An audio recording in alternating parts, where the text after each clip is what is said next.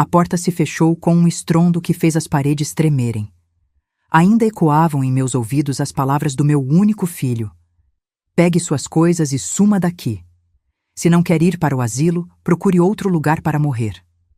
Eu estava sozinha aos 72 anos, expulsa da casa que ajudei a construir. Mas o que meu filho não esperava era ver a limusine preta parando em frente ao portão, vinda para me buscar. Quando ele viu quem era, seu rosto ficou pálido como papel. Mas antes de continuar, confira se você já está inscrito no canal e escreva nos comentários: de onde você está assistindo este vídeo? Adoramos saber até onde nossas histórias estão chegando. Tudo começou numa terça-feira comum. Eu estava na cozinha preparando o almoço quando ouvi a porta da frente bater com força. Era Gustavo, meu único filho, chegando mais cedo do trabalho. Logo atrás dele entrou Marina, minha nora, com aquele olhar de desdém que ela sempre direcionava a mim. Mãe, precisamos conversar. A voz dele já denunciava que não seria uma conversa agradável. Sequei as mãos no avental e fui até a sala. Eles estavam sentados no sofá que eu tinha escolhido tantos anos atrás, quando esta ainda era a minha casa. Agora, desde que meu marido Carlos faleceu há 3 anos, eu vivia com eles. Ou melhor, na casa deles, como Marina fazia questão de frisar. Encontramos um lugar para a senhora. Gustavo falou sem me olhar nos olhos. Um lugar? Perguntei, sentindo meu coração apertar. Uma casa de repouso. É um lugar bonito, tem jardim, atividades. Ele continuou, as palavras saindo rápidas, ensaiadas. Marina interrompeu. Você vai gostar, dona Teresa. Lá tem gente da sua idade. Aqui você fica sozinha o dia todo. O que ela não disse, mas eu sabia, era que minha presença atrapalhava. Atrapalhava as festas deles, os planos, a decoração impecável que ela tanto se orgulhava. A mãe idosa no quarto dos fundos não combinava com a imagem que queriam passar. Não quero ir para um asilo, falei simplesmente. Não é um asilo, mãe. É uma residência para idosos. Gustavo corrigiu, irritado. Chame como quiser, não vou. Foi então que ele levantou. Vi seus olhos mudarem, assumindo uma frieza que eu nunca tinha visto antes. Se você não quer ir para o asilo, então faça suas malas e saia da minha casa. As palavras caíram como pedras. Marina sorriu discretamente atrás dele. O silêncio era ensurdecedor. Senti minhas pernas fraquejarem, mas não demonstrei. Não daria esse gosto a eles. Tudo bem, respondi com uma calma que nem eu sabia de onde vinha. Vou arrumar minhas coisas. Subi para o pequeno quarto onde dormia. Era um espaço apertado que antes era o escritório. Peguei a mala velha no fundo do armário, aquela mesma que usei quando vim morar com eles após o funeral de Carlos. Dobrei meticulosamente minhas poucas roupas. Coloquei no fundo da mala a caixinha com as alianças de casamento e as cartas que Carlos me escreveu. Em cima, o álbum de fotos de família. Fotos de quando Gustavo era pequeno e me olhava com adoração, não com incômodo. O mais doloroso não era ser expulsa. Era perceber que eu havia me tornado um peso para a única pessoa que jurei proteger com minha vida. Onde foi que errei? Será que amei demais? Será que dei demais? Ou será que simplesmente envelhecer já é erro suficiente neste mundo? 1 hora depois, desci as escadas carregando a mala. Gustavo estava parado na porta, evitando olhar para mim. Marina estava ao telefone, provavelmente já planejando o que fazer com meu quarto. O motorista está vindo te buscar, Gustavo falou.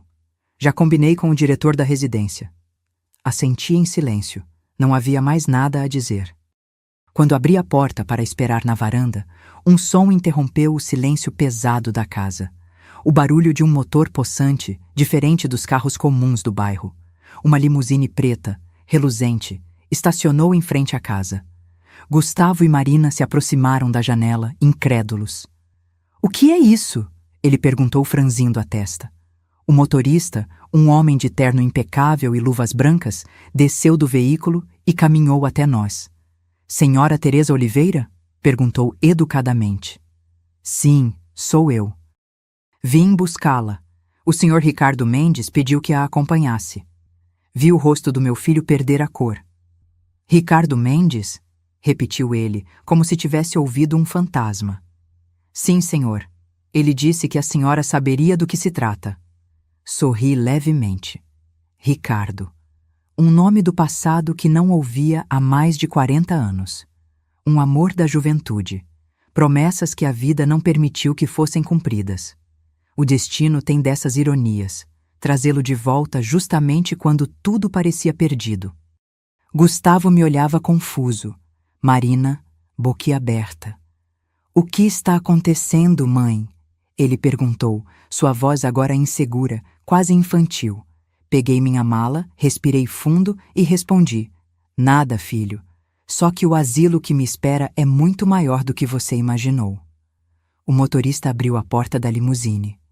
Antes de entrar, olhei para meu filho uma última vez. Cuide bem da sua casa, Gustavo. Um dia você vai entender o que perdeu hoje. Entrei no carro sem olhar para trás. O sol aquecia meu rosto através do vidro fumê, e pela primeira vez em anos, não me senti velha, me senti livre. A porta se fechou com um clique suave, e enquanto o carro se afastava, vi pelo retrovisor meu filho parado na calçada, imóvel, observando sua mãe desaparecer em uma limusine que ele jamais poderia ter imaginado. E sorri, porque o destino estava apenas começando a escrever sua história. A limusine percorria a avenida lentamente, deixando para trás o bairro onde havia passado os últimos 3 anos da minha vida.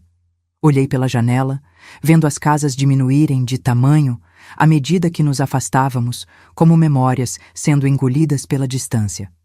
O silêncio dentro do carro era reconfortante, tão diferente do silêncio carregado da casa de Gustavo. O motorista, um senhor de cabelos grisalhos e postura impecável, ocasionalmente me olhava pelo retrovisor. — A senhora está bem? Perguntou ele gentilmente. — Estou, respondi, surpresa por perceber que era verdade. Melhor do que estive em muito tempo. O senhor Mendes me pediu para levá-la diretamente à residência dele, informou ele. Está bastante ansioso para vê-la. Assenti, sentindo um estranho frio no estômago. Ricardo Mendes. Um nome que não pronunciava há 4 décadas, mas que nunca deixou de habitar um cantinho escondido do meu coração. Nos conhecemos aos 20 anos, numa época em que a vida ainda parecia generosa e o amor era uma certeza. Ele era filho do dono da empresa onde eu trabalhava como secretária. Nos apaixonamos rapidamente, intensamente, como só se ama na juventude. Mas seu pai não aprovava o relacionamento com uma funcionária sem posses, e o meu adoeceu, exigindo cuidados. Escolhas foram feitas, caminhos se separaram. Me casei com Carlos 1 ano depois, um homem bom que me amou do jeito dele, mais contido, mais prático. Tivemos Gustavo, construímos uma vida simples, mas digna. Nunca mais soube de Ricardo, embora às vezes, em noites de insônia, sua lembrança me visitasse com a leveza de um sonho antigo. O carro parou diante de um portão imponente de ferro trabalhado. Por trás dele, estendia-se uma propriedade que parecia saída de um filme. Jardins exuberantes, um caminho de pedras claras, uma casa branca de 2 andares com amplas janelas que refletiam o céu azul. O motorista abriu a porta para mim e, ao pisar no chão, senti como se estivesse atravessando não apenas uma entrada, mas uma fronteira entre 2 vidas. Na porta principal esperava um homem. Ao vê-lo, meu coração disparou. Seus cabelos estavam completamente brancos, seu rosto marcado pelo tempo, mas os olhos, aqueles olhos castanhos intensos que um dia me prometeram o mundo, eram os mesmos. Teresa, ele disse num sussurro que reverberou em minha alma. Por alguns instantes, não consegui me mover. Apenas o observei, tentando reconhecer, entre as marcas do tempo, o jovem que certa vez me deu uma flor colhida do jardim da empresa e disse que meu sorriso iluminava a sala inteira. Ricardo! Consegui finalmente responder. Nos olhamos por alguns segundos, como se 40 anos fossem apenas um breve intervalo, um parêntese na linha do tempo.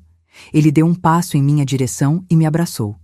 Não um abraço apaixonado ou desesperado, mas um abraço de reconhecimento, daqueles que dizem, finalmente.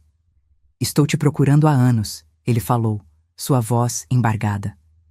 Por que, Ricardo? Perguntei baixinho. Porque há coisas que o tempo não apaga. Ele se afastou um pouco para me olhar nos olhos. Soube o que aconteceu com seu filho. Vi tudo no noticiário do clube local. Um vizinho seu comentou isso, e quando ouvi seu nome, senti como se o destino estivesse me dando uma segunda chance. Baixei o olhar, envergonhada. Não por ter sido expulsa, mas pela dor de saber que outras pessoas haviam testemunhado minha humilhação. Ele segurou minha mão. Você não tem do que se envergonhar, Teresa. Quem deveria sentir vergonha são os que fizeram isso com você. Suas palavras eram tão simples e tão necessárias que precisei desviar o olhar para que ele não visse as lágrimas que se formavam. Há quanto tempo ninguém falava comigo com ternura? Eu havia me esquecido de como era. Entramos na casa. O interior era elegante, mas acolhedor. Tapetes macios, arranjos de flores frescas, pinturas clássicas nas paredes. Nada ostentoso, tudo em harmonia. Como se a riqueza fosse apenas um detalhe, não o propósito. Uma jovem empregada nos recebeu com chá e biscoitos recém-assados. Ricardo me conduziu até uma poltrona próxima à lareira, onde nos sentamos. Esta casa é grande demais para um homem só, comentou ele com um sorriso melancólico. A solidão, às vezes, faz mais barulho que uma multidão. Eu sei bem disso, respondi. Ele se sentou à minha frente e me olhou com carinho. Sabe, você não mudou tanto quanto imagina. Mudei sim, brinquei. Agora você parece um senador e eu uma avó. Ele riu, e seu riso era o mesmo de antes, aquele que parecia iluminar tudo ao redor. Por um instante, me senti jovem novamente. Passamos horas conversando. Ele me contou que era viúvo há mais de 15 anos, que não teve filhos e que havia transformado a pequena empresa do pai em uma corporação agora administrada por seus sócios. Mais dinheiro, Teresa, disse ele com um suspiro. Não compra noites tranquilas, nem as lembranças que gostaríamos de reviver. Contei-lhe minha história em voz baixa, sem omitir nada. A doença prolongada de Carlos, os anos de dedicação, o esforço para criar Gustavo sozinha depois que meu marido faleceu, o trabalho como costureira para complementar a pensão, as ausências nas apresentações escolares do filho por estar trabalhando e, finalmente, o abandono. Ricardo me ouviu sem interromper, com um olhar atento que não tinha nada de pena, apenas compreensão. Quando terminei, ele permaneceu em silêncio por alguns instantes. Você foi boa demais, disse finalmente, mas esqueceu de si mesma no processo. É o que as mães fazem, respondi. Nos apagamos para que outros possam brilhar. Bem, está na hora de você reescrever seu nome nas estrelas, Teresa. Suas palavras me surpreenderam. Não sabia se era uma promessa ou um desafio. Talvez os dois. Naquela noite, ele me acomodou em um quarto espaçoso, com uma cama confortável e uma varanda com vista para o mar que eu nem sabia que estava tão perto. O som das ondas era diferente do barulho de carros da minha antiga casa. Mais suave, menos angustiante. No criado mudo, encontrei um envelope com um bilhete escrito à mão. Ninguém pode tirar o que você merece. Descanse, amanhã recomeçamos. Guardei o bilhete como um tesouro, porque no fundo do meu coração algo começava a despertar. Não era amor ou esperança. Era dignidade. A mesma dignidade que meu filho tentara arrancar de mim com seus gritos. A mesma dignidade que o tempo não conseguira apagar. Apaguei a luz, respirei fundo e olhei para o horizonte escuro pontilhado de estrelas. O futuro, pela primeira vez em muito tempo, não me assustava. Acordei com o som suave do mar batendo nas rochas. O ar tinha cheiro de sal e liberdade. Pela primeira vez em anos, não havia ninguém me apressando, nenhuma lista de afazeres me esperando, nenhum olhar me julgando por fazer as coisas do meu jeito antiquado, como Marina costumava dizer. Apenas silêncio. E o silêncio, quando não dói, pode ser uma bênção. Levantei-me lentamente, vesti um roupão macio que estava pendurado atrás da porta e caminhei até a varanda. O sol acariciava suavemente o mar, criando reflexos dourados que dançavam na superfície da água. Respirei fundo. Era estranho sentir paz depois de tanto caos. Uma parte de mim quase não sabia o que fazer com ela. Ouvi uma leve batida na porta. Era Ricardo, trazendo 2 xícaras de café. Achei que já estaria acordada, disse ele com aquela voz profunda e serena. O mar não me deixou dormir muito, respondi sorrindo.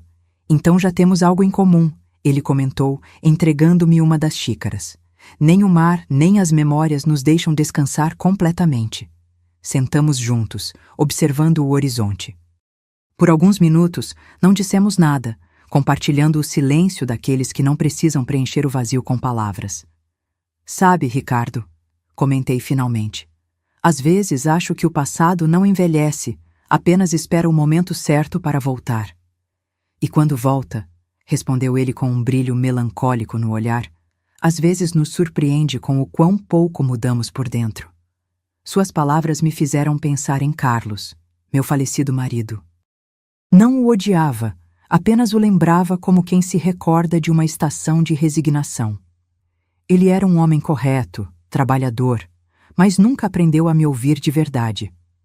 Estava mais preocupado com as aparências, com o que os vizinhos diriam, do que com o que eu sentia. E eu aceitava tudo, acreditando que a abnegação era parte inseparável do amor. Depois do café da manhã, Ricardo saiu para uma reunião, deixando-me à vontade para explorar a casa. Andei pelos cômodos espaçosos, admirando os detalhes da decoração que revelavam bom gosto sem ostentação. Na sala de estar, descobri um piano de cauda. Passei os dedos levemente pelas teclas, sem ousar tocá-las de verdade. Não fazia isso há mais de 30 anos. Quando jovem, eu tocava no coral da igreja do bairro. Era meu refúgio. Mas quando Gustavo nasceu e o dinheiro ficou escasso, tive que vender meu pequeno piano vertical e, com ele, parte dos meus sonhos. Fechei os olhos e pressionei uma tecla. O som era nítido, quase tímido, mas mexeu com algo dentro de mim. E sem pensar, comecei a tocar uma melodia que lembrava de cor, uma que costumava cantar para Gustavo quando ele era pequeno e tinha medo de dormir sozinho. Minhas mãos tremiam no início, mas minha alma não. Quando terminei, senti um nó na garganta. O eco das notas se misturava às minhas lágrimas silenciosas. Eram lágrimas antigas, represadas, do tipo que se segura por orgulho ou por hábito. Naquele momento, compreendi que o passado não se cura ignorando-o, mas encarando-o de frente, sem medo. À tarde, Ricardo retornou trazendo uma pasta na mão. Trouxe algo para você, disse ele, colocando-a sobre a mesa de centro. Dentro havia papéis, plantas baixas e documentos. Estou reestruturando alguns investimentos, explicou, e pensei que você poderia me ajudar com a administração. Eu? Perguntei surpresa. Não trabalho com isso há anos. Na verdade, nunca trabalhei com isso. Exatamente por isso, respondeu ele com um sorriso confiante. Está na hora de você se lembrar do seu valor em áreas que ainda não explorou. Não soube o que responder. Durante décadas, minha vida girou em torno dos outros, as necessidades de Carlos, as exigências de Gustavo, até mesmo os caprichos de Marina. Pensar em mim mesma parecia quase egoísmo, mas havia algo no modo como Ricardo me olhava, algo que me fazia acreditar que eu ainda tinha força para recomeçar. Naquela noite, depois do jantar, subi para meu quarto com a pasta debaixo do braço. Sentei-me à escrivaninha e comecei a examinar os documentos. Palavras como patrimônio, rendimento, cotação pareciam escritas em outro idioma, mas aos poucos minha mente começou a despertar. Lembrei-me de que, quando Carlos adoeceu, era eu quem cuidava das contas, administrava o orçamento apertado, negociava prazos com os credores. Lembrei-me de que eu também tinha capacidades que foram sendo enterradas sob camadas de obrigações domésticas. Fechei os olhos e sorri. Era como se uma parte adormecida de mim estivesse começando a se movimentar novamente. Antes de dormir, olhei pela janela. A lua estava alta, prateando a superfície do mar. Pensei em Gustavo. Será que ele estava pensando em mim? Será que se arrependia do que havia dito? Talvez não. Mas isso não doía mais tanto quanto antes. A dor começava a se transformar em algo mais forte, determinação. Toquei o envelope contendo o bilhete de Ricardo. Ninguém pode tirar o que você merece. Sorri. Talvez, depois de tantos anos, o destino estivesse me oferecendo uma segunda chance, e desta vez eu não iria desperdiçá-la. Apaguei a luz, deitei-me e, antes de fechar os olhos, sussurrei para mim mesma: Obrigada, Ricardo. Obrigada, vida. Os dias seguintes passaram com uma tranquilidade que eu desconhecia. Acordava cedo, tomava café com Ricardo quando ele não tinha compromissos e depois mergulhava nos documentos que ele me confiara. No início, consultava a internet e livros para entender termos específicos, fazia anotações minuciosas, tinha medo de cometer erros. Mas aos poucos, descobri que tinha uma habilidade natural para a organização e números que nunca tinha sido valorizada. Você está transformando minha bagunça em ordem, comentou Ricardo certa manhã, ao ver como eu havia reorganizado todo o sistema de arquivamento de seus documentos. Apenas apliquei o mesmo sistema que usava para organizar minhas costuras, respondi com um sorriso tímido. Viu só? Você sempre soube o que fazer, apenas aplicou em um contexto diferente. As palavras dele foram como um bálsamo. Quantas vezes minhas habilidades haviam sido diminuídas? Isso é coisa de dona de casa, dizia Marina quando eu organizava as gavetas com precisão. Mãe, isso é antiguidade, comentava Gustavo quando eu mostrava meus cadernos de receitas catalogadas por ocasião e ingredientes.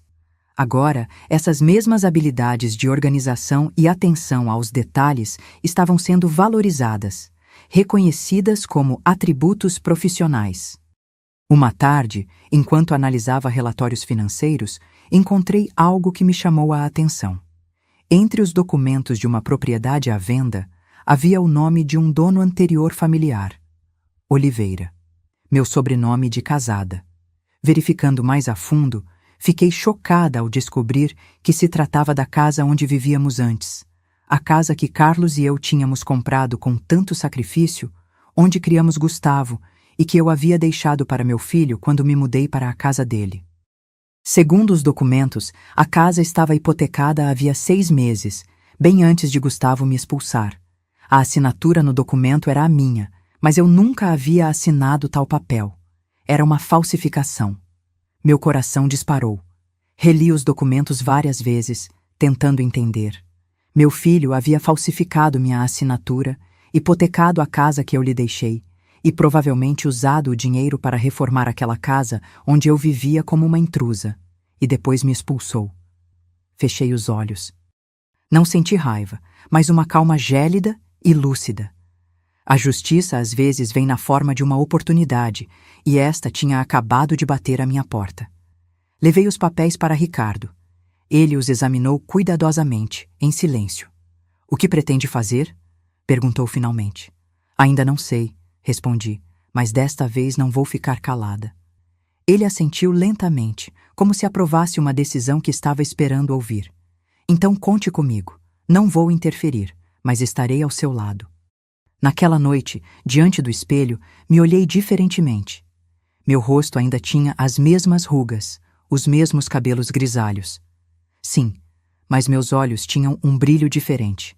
Não via mais uma mulher frágil ou derrotada, mas alguém que aprendera a sobreviver. Alguém que estava prestes a recuperar o que era seu por direito, não por vingança, mas por justiça. Peguei um caderno na gaveta e comecei a escrever. Cada linha era um pedaço da minha história. Os sacrifícios, as humilhações silenciosas, as noites de solidão fingindo não ouvir as críticas de Marina do outro lado da parede, o dia da expulsão, o momento em que entrei na limusine. Anotei tudo e, quando terminei, acrescentei uma frase final. Um dia, o filho que me expulsou de casa aprenderá o que significa não ter para onde ir. Fechei o caderno e apaguei a luz. O vento entrava pela janela aberta, trazendo o cheiro do mar e de possibilidades. Eu sabia que logo chegaria a hora de reencontrar Gustavo, não como a mãe expulsa, mas como a mulher que recuperou seu valor. Foi numa sexta-feira chuvosa que Gustavo apareceu na porta da casa de Ricardo. Eu estava na biblioteca, revisando alguns contratos, quando ouvi o mordomo anunciar: Senhora Teresa, seu filho está aqui. Meu coração acelerou, mas minha determinação permaneceu firme. Caminhei até a porta de entrada, onde Gustavo aguardava. A imagem que vi me surpreendeu. Ele não era mais o homem confiante que me expulsara semanas atrás. Estava com olheiras profundas, barba por fazer, roupas ligeiramente amassadas. Parecia ter envelhecido anos em questão de semanas. Mãe, disse ele, hesitante, quase inaudível. Permaneci em silêncio, observando-o. Havia tanto que eu queria dizer, tantas perguntas que queria fazer, mas me mantive calada, deixando que o silêncio falasse por mim. Posso entrar? Ele perguntou, olhando em volta, visivelmente impressionado com a grandiosidade da casa. Claro, respondi, conduzindo-o até a sala de estar. O que te traz aqui, Gustavo? Ele sentou-se na ponta do sofá, inquieto. Seus olhos percorriam o ambiente. Os quadros nas paredes, os móveis elegantes, os arranjos de flores frescas, tudo tão diferente da casa onde me tratava como um fardo. Como você encontrou este lugar? Perguntou, evitando minha pergunta inicial. Eu não encontrei. Ricardo me encontrou. Ricardo, o dono desta casa? Quem é ele? Alguém do meu passado. Alguém que, ao contrário de certas pessoas, sabe reconhecer valor. Gustavo abaixou o olhar, desconfortável com minha indireta. Respirou fundo antes de continuar. Mãe, estou com problemas. Que tipo de problemas? Perguntei, mantendo a voz calma. Financeiros, perdi meu emprego, Marina... Bem, ela foi embora. A notícia sobre Marina não me surpreendeu.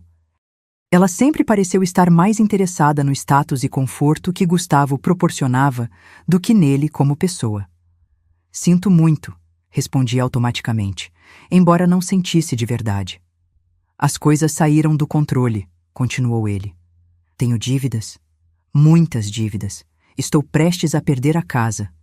Aquela casa. A casa que eu deixei para ele, que ele hipotecou falsificando minha assinatura e de onde me expulsou sem piedade. E como posso ajudar? Perguntei, sabendo perfeitamente aonde a conversa chegaria. Ele hesitou, olhando para suas mãos. Eu sei que não tenho direito de pedir nada depois do que aconteceu, mas você parece estar em boa situação agora. Talvez pudesse me emprestar algum dinheiro, só até eu me reerguer. Naquele momento, Ricardo entrou na sala. Ele vestia um terno cinza elegante e carregava uma pasta. Parou ao nos ver conversando. Desculpe interromper, Teresa. Podemos revisar aqueles documentos da incorporadora mais tarde. Gustavo olhou para ele com surpresa evidente. Eu sorri. Gustavo, este é Ricardo Mendes. Ricardo, meu filho Gustavo. Ricardo aproximou-se, estendendo a mão. Muito prazer. Sua mãe tem sido fundamental nos negócios ultimamente. Meu filho apertou a mão dele automaticamente, confusão estampada em seu rosto. Negócios? Sim, respondeu Ricardo calmamente. Sua mãe tem um talento nato para a administração. Está me ajudando a reorganizar vários empreendimentos. Gustavo olhou para mim como se estivesse vendo uma estranha. Você está trabalhando com ele? Não apenas trabalhando, respondi. Somos sócios em alguns projetos. A informação pareceu atingi-lo como um golpe. Vi seu rosto passar da surpresa ao descrédito e, finalmente, a algo próximo da inveja. Ele, que sempre me tratou como uma senhora incapaz de compreender o mundo moderno, agora descobria que sua mãe, antiquada, era sócia de um homem evidentemente bem-sucedido. Por que não me contou nada disso? Perguntou, um tom acusatório em sua voz. Por que você não perguntou, Gustavo? Você estava ocupado demais planejando como se livrar de mim. Ricardo, percebendo a tensão, discretamente se retirou, deixando-nos a sós. Gustavo ficou em silêncio por um longo momento, processando a situação. Então, sobre aquele empréstimo, retomou finalmente. Levantei-me e caminhei até a janela. A chuva caía suavemente lá fora, criando um véu translúcido sobre o jardim. Gustavo, você se lembra do dia em que me expulsou de casa? Ele desviou o olhar. Mãe, eu estava sob pressão. Marina insistia que precisávamos de espaço, as contas se acumulando. Você disse: se você não quer ir para o asilo, faça suas malas e saia da minha casa. Essas foram suas palavras exatas. Eu sei e me arrependo. Foi um erro. Um erro, repeti voltando-me para ele. Foi assim que você chamou o ato de falsificar minha assinatura na hipoteca da casa que eu te deixei? Seu rosto empalideceu. Do que você está falando? Caminhei até a mesa e peguei uma pasta que havia separado previamente. Dela, retirei os documentos que encontrara dias atrás.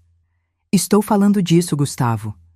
A hipoteca da casa no meu nome, com uma assinatura que claramente não é minha, feita meses antes de você me expulsar. Ele parecia ter visto um fantasma. Sua boca se abriu, mas nenhum som saiu. Como você... Onde conseguiu isso? O mundo é menor do que parece. E algumas verdades têm o costume de vir à tona quando menos esperamos. Ele se levantou abruptamente, passando as mãos pelos cabelos. Mãe, você não entende. Eu estava desesperado. As dívidas, o padrão de vida que Marina exigia. Então você hipotecou a casa que eu te dei, falsificou minha assinatura e depois me expulsou quando eu me tornei inconveniente. É isso que estou entendendo? Ele não respondeu. Não precisava. A culpa estampada em seu rosto dizia tudo. Você poderia ter me contado a verdade, Gustavo. Poderíamos ter buscado soluções juntos, mas você preferiu me tratar como um obstáculo, não como sua mãe. E o que você vai fazer agora? Perguntou ele, sua voz quase um sussurro. Me denunciar? Olhei para ele demoradamente. Era meu filho, apesar de tudo. O menino que embalei tantas noites, para quem cantei tantas canções de ninar, por quem renunciei a tantos sonhos. Não vou te denunciar, Gustavo. Não porque você mereça minha clemência, mas porque o maior castigo que você pode receber já está acontecendo. Viver com as consequências das suas escolhas. Ele afundou novamente no sofá, derrotado.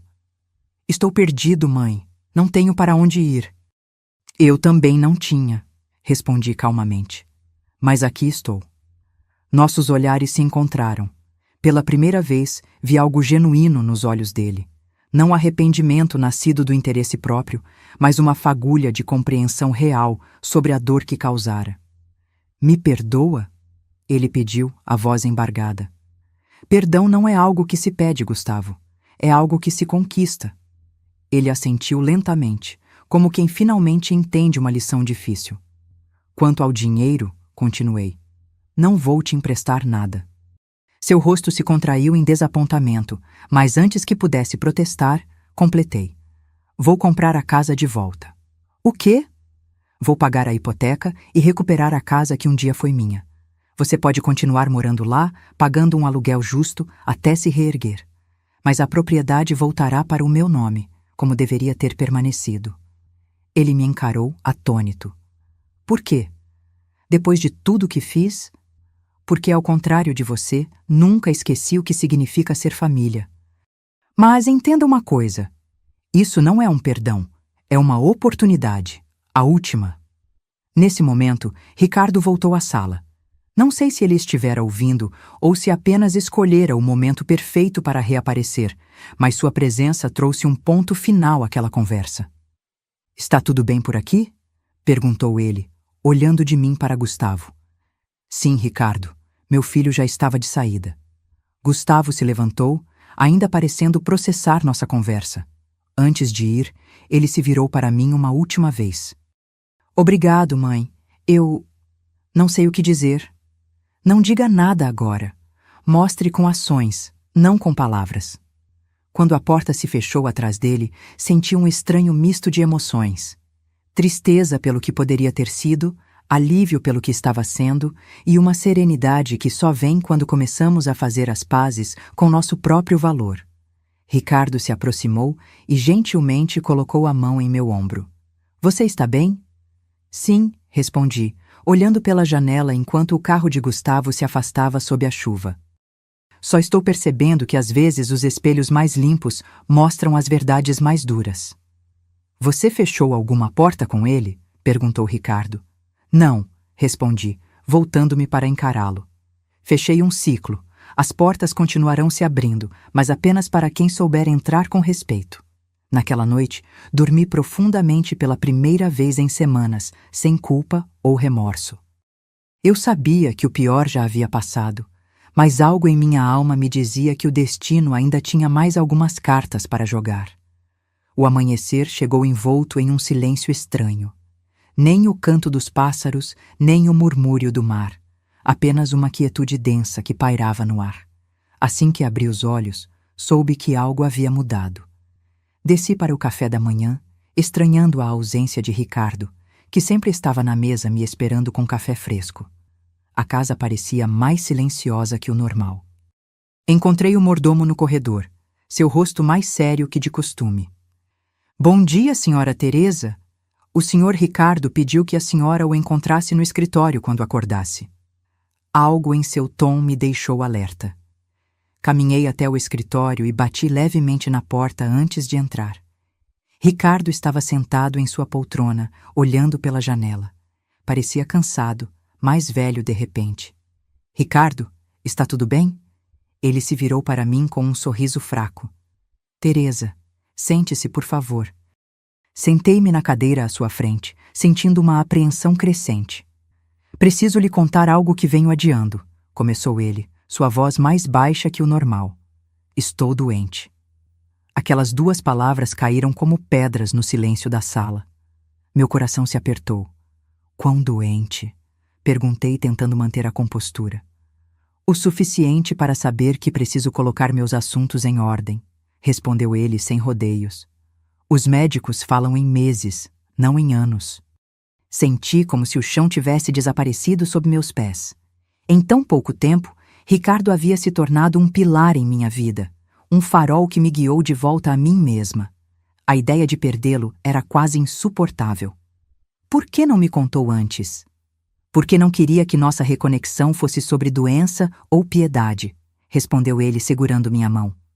Queria que fosse sobre vida, sobre recomeços. As lágrimas que tentei conter começaram a rolar livremente pelo meu rosto. Não eram lágrimas de desespero, mas de uma dor profunda e quieta, como a que sentimos quando perdemos algo que apenas começamos a reconhecer como precioso. O que posso fazer? Perguntei, apertando sua mão. Exatamente o que tem feito. Viver. Mostrar-me que valeu a pena te reencontrar, mesmo no crepúsculo da minha vida. Passamos o restante da manhã conversando sobre os tratamentos que ele estava fazendo, sobre as possibilidades, poucas, mas que ele enfrentava com uma coragem que me comoveu. Falamos também sobre o futuro, não o dele, que se encurtava, mas o meu, que se abria à minha frente como uma estrada desconhecida. Quero que saiba, disse ele em determinado momento, que modifiquei meu testamento. Tudo o que possuo, esta casa, meus investimentos, minhas empresas, será seu quando eu partir. Ricardo, não posso aceitar isso. Não é para isso que estou aqui. Eu sei, respondeu ele com um sorriso sereno. É por isso mesmo que quero fazer isso. Não por gratidão ou obrigação, mas porque finalmente encontrei alguém que valoriza mais as pessoas do que as posses. Nos dias que se seguiram, vi Ricardo lutar contra a doença com a mesma elegância com que conduzia sua vida. Havia dias bons, em que caminhávamos pela praia juntos, e dias ruins, em que ele mal conseguia sair da cama. Em todos eles, permanecia ao seu lado, não como enfermeira ou cuidadora, mas como companheira, como amiga, como a mulher que talvez pudesse ter sido sua, se o destino tivesse escrito nossa história de outra forma. Uma tarde, enquanto organizava alguns papéis no escritório, recebi uma ligação.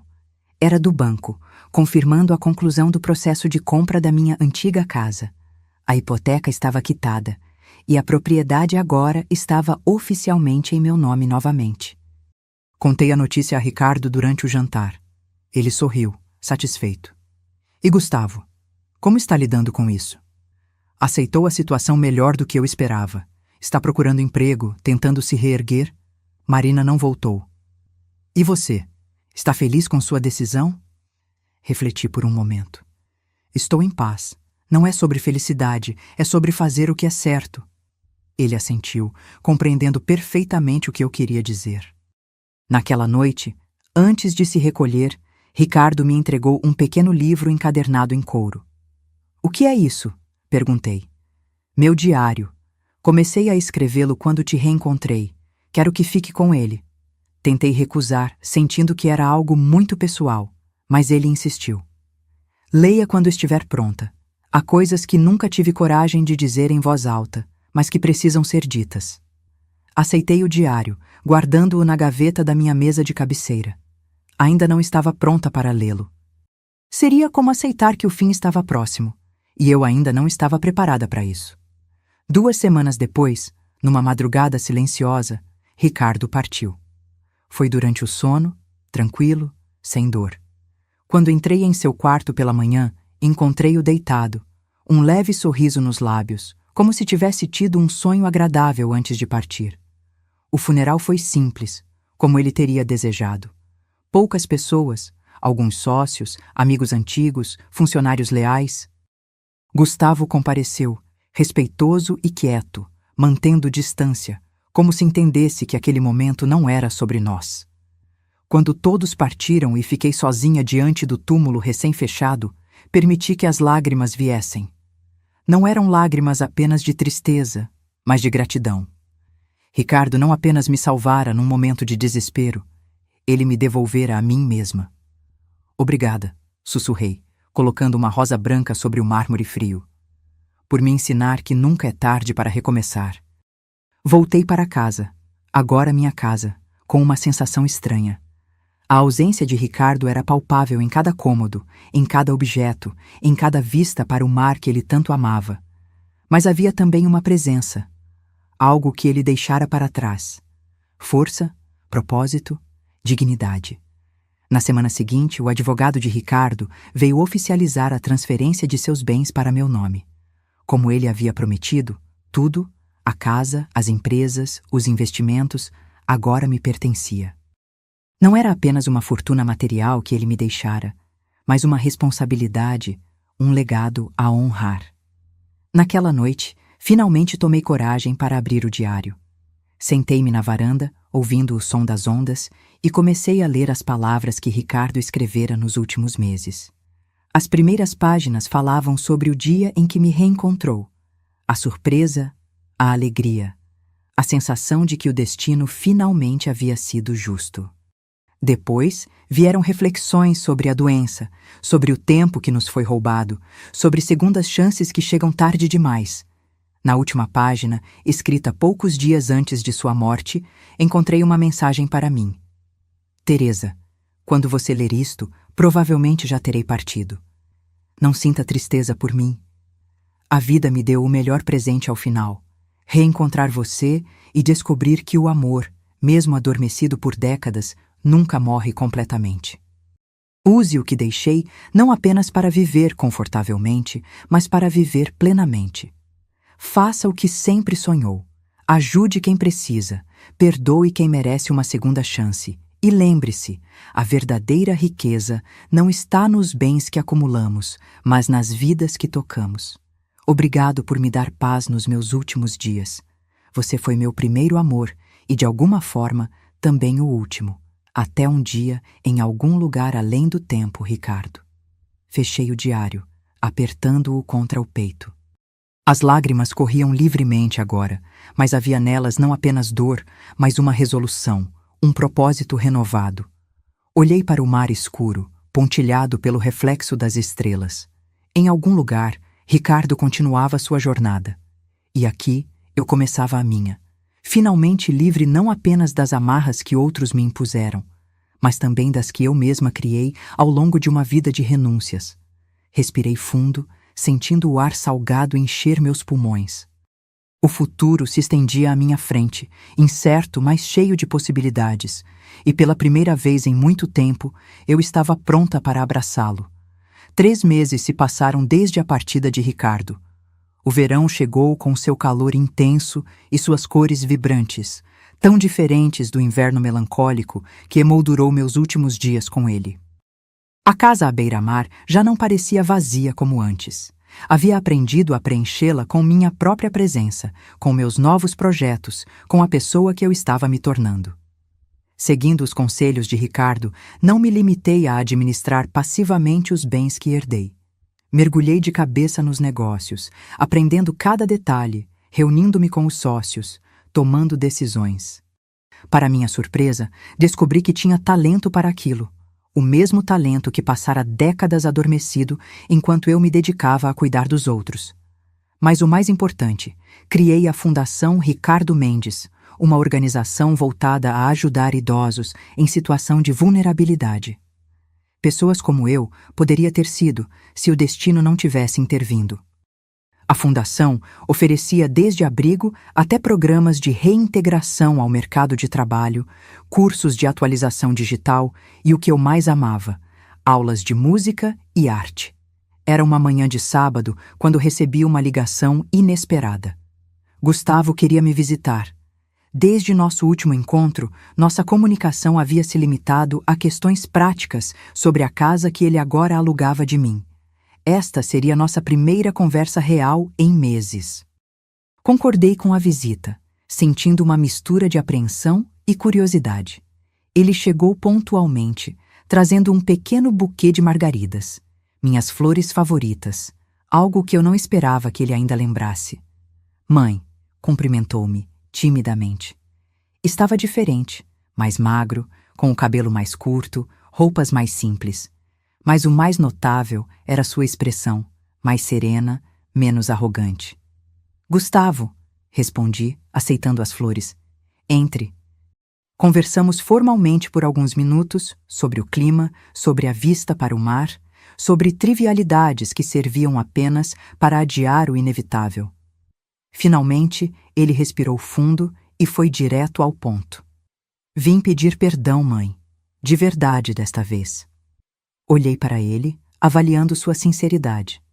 Seus olhos, tão parecidos com os do pai, não fugiam dos meus como antes. O que mudou, Gustavo? Eu mudei, respondeu simplesmente. Perder tudo, o emprego, Marina, seu respeito, me fez enxergar quem eu havia me tornado. Não gostei do que vi. Ele me contou sobre os últimos meses. Como tinha conseguido um emprego modesto em uma empresa pequena, muito diferente do cargo executivo que ocupava antes. Como estava aprendendo a viver com menos, a valorizar o que realmente importava. Como a solidão o havia forçado a confrontar seus erros. O aluguel que você cobra é mais do que justo, continuou ele. Na verdade, é generoso demais. Você tinha todo o direito de me expulsar daquela casa depois do que fiz, mas não o fez. Não é sobre direitos, Gustavo. É sobre escolhas. Escolhi não fazer com você o que você fez comigo. Ele assentiu, seus olhos marejados. É por isso que vim, para agradecer por essa lição e para lhe mostrar que estou tentando ser melhor. Tirou do bolso um envelope e me entregou. Dentro havia um cheque. Não uma quantia grande, mas significativa considerando sua nova situação financeira. É um começo, disse ele, para começar a reparar o dinheiro da hipoteca. Sei que você pagou tudo e que levaria anos para eu te reembolsar completamente, mas quero tentar. Fiquei tocada pelo gesto, não pelo valor material, mas pelo que simbolizava. Era o primeiro passo concreto, a primeira ação que respaldava suas palavras de arrependimento. Obrigada, filho, mas não é necessário. É sim, insistiu ele. Não apenas por você, mas por mim. Preciso fazer isso. Percebi então o que estava acontecendo.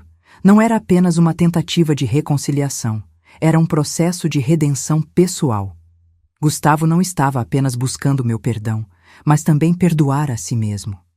Aceito, disse finalmente guardando o cheque, mas com uma condição. Qual? Que o dinheiro vá para a Fundação Ricardo Mendes. É um projeto que iniciei para ajudar idosos sem família ou recursos. Contei a ele sobre a fundação, sobre os projetos em andamento, sobre as vidas que estava começando a transformar. Gustavo me ouvia com atenção genuína, algo raro no passado. É um trabalho incrível, mãe, comentou ele quando terminei. Sempre soube que você tinha essa força dentro de você. Não, você não sabia, corrigi suavemente. Você, como muitos, confundiu bondade com fraqueza, silêncio com incapacidade. Mas está tudo bem. Eu também demorei a reconhecer minha própria força. Ele baixou o olhar, aceitando a verdade das minhas palavras. Posso ajudar de alguma forma? Perguntou após um momento. Na fundação, quero dizer. Não apenas com dinheiro, mas com trabalho. Tenho tempo livre nos finais de semana. A oferta me surpreendeu. Era a última coisa que eu esperaria dele. Oferecer tempo, não apenas recursos. Talvez houvesse esperança, afinal. Temos um programa de mentoria para jovens, respondi. Muitos desses idosos têm conhecimentos valiosos, mas ninguém para transmiti-los. E muitos jovens precisam de orientação, de histórias de vida reais para aprender.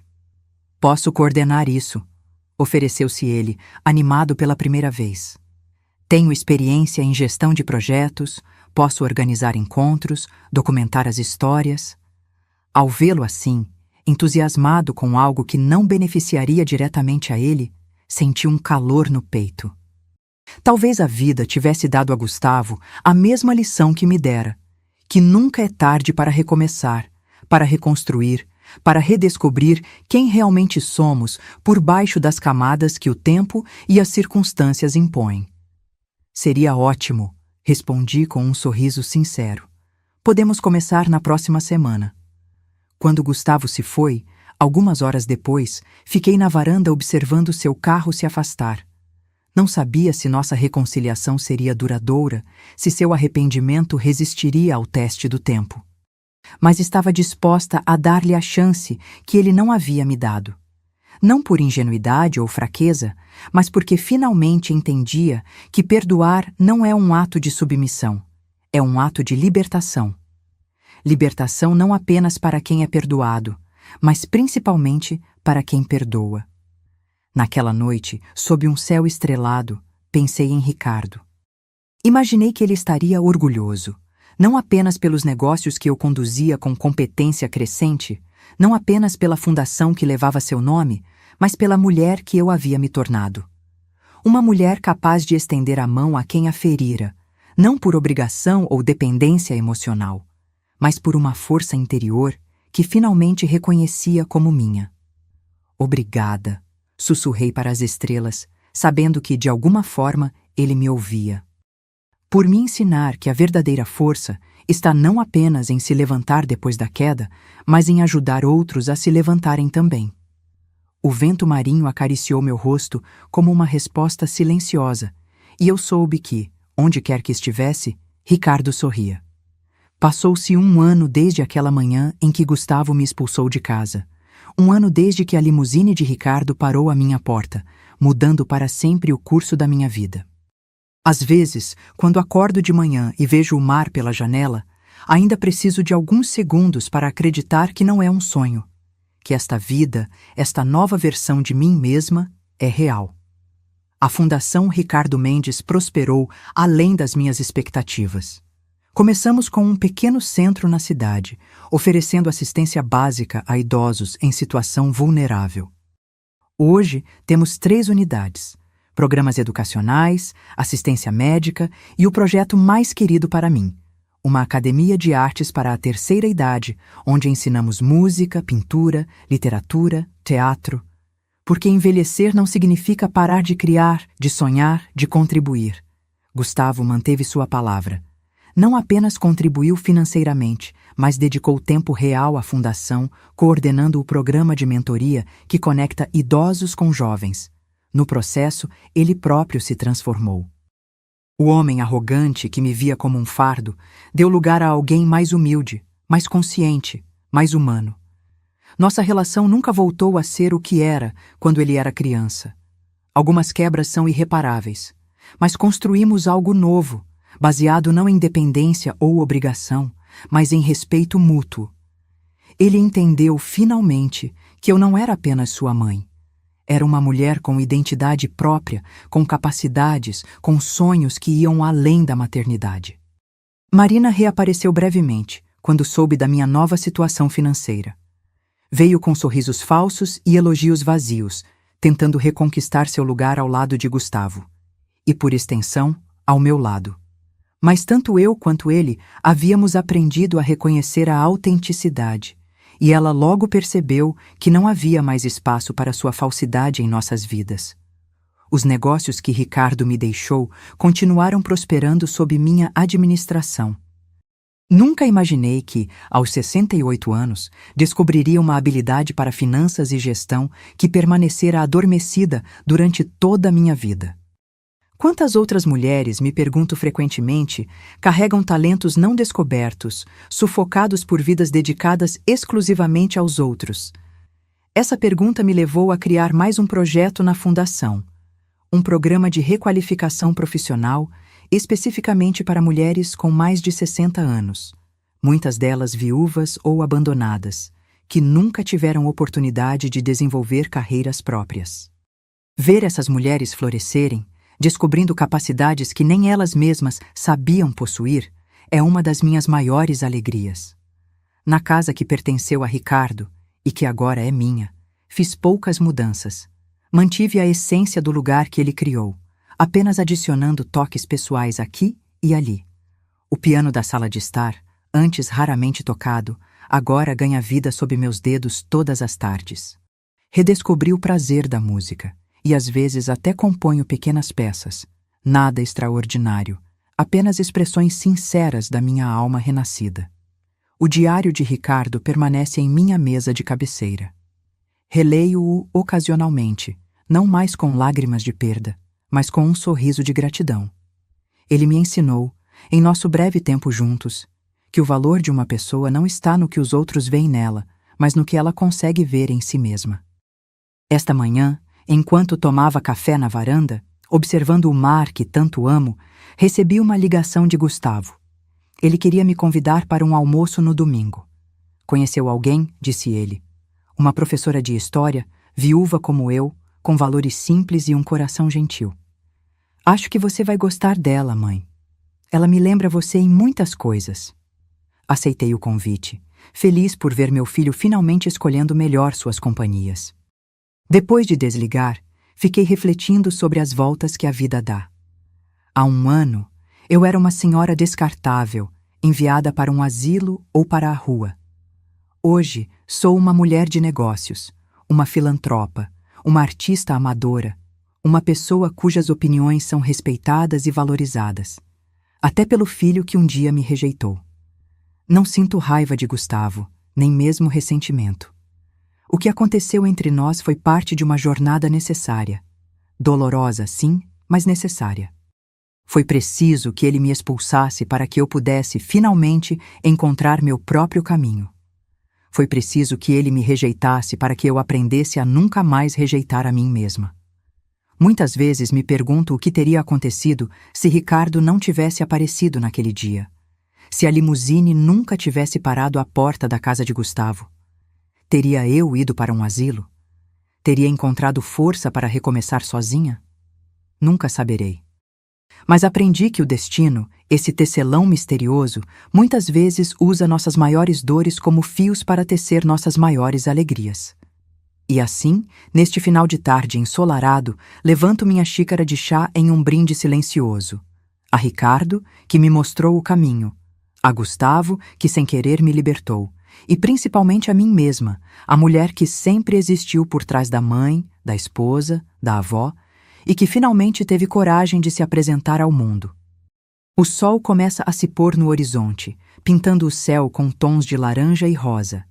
A brisa marinha traz consigo o cheiro de sal e novas possibilidades.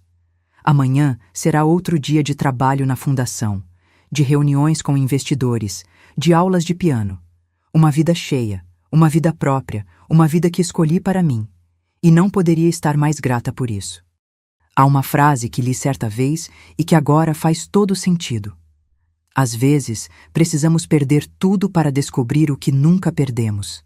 Nossa essência, nossa força interior, nossa capacidade de recomeçar. Minha história não é sobre vingança ou justiça poética, embora confesso que senti uma ponta de satisfação ao ver o rosto de Gustavo quando a limusine chegou. Minha história é sobre redescobertas, sobre aprender que envelhecer não significa tornar-se irrelevante. sobre entender que nunca é tarde para encontrar sua voz, seu propósito, sua verdade. Se há uma lição que gostaria de deixar para outras mulheres que, como eu, passaram a vida inteira colocando-se em segundo plano, é esta: seu valor não diminui com a idade, com as rugas, com os cabelos brancos. Sua sabedoria, sua experiência, sua capacidade de amar e de criar não se esgotam com o tempo. Pelo contrário, aprofundam-se, enriquecem-se, tornam-se mais valiosas. Nunca é tarde para dizer não ao que diminui sua alma. Nunca é tarde para dizer sim ao que a expande. Nunca é tarde para olhar no espelho e reconhecer finalmente a mulher extraordinária que sempre esteve lá, esperando pacientemente para ser vista. Eu encontrei minha voz aos 67 anos. E agora que a encontrei, nada nem ninguém poderá silenciá-la novamente. Agora, se você gostou dessa história, clica em S inscrever e me diz nos comentários qual parte te deixou de queixo caído.